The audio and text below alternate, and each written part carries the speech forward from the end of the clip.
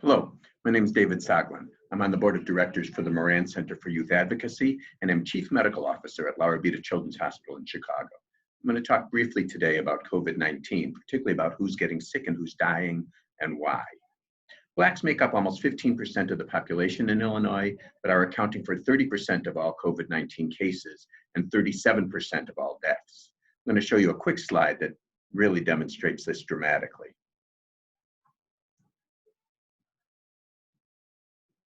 So this data is from the Illinois Department of Public Health as recently as May 5th.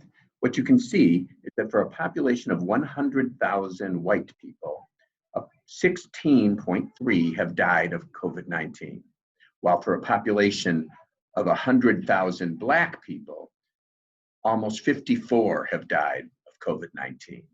For Hispanics, in that same hypothetical 100,000 population, 21 have died. So why is that? I think there's two main reasons, both related to the society in which we live. First of all is socioeconomic status. Social distancing is a privilege. Many African Americans work in jobs that do not allow you to work from home. They're in jobs that are essential but not well paid, jobs that touch people, that clean areas where other people are working, and do not lend themselves to working from home. That leads them to a greater exposure to the virus, and they are more likely to be traveling by public transportation than whites who are more often own their own car. But that doesn't necessarily explain the increase in deaths.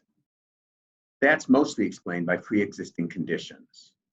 We know that African Americans suffer more often from hypertension, diabetes,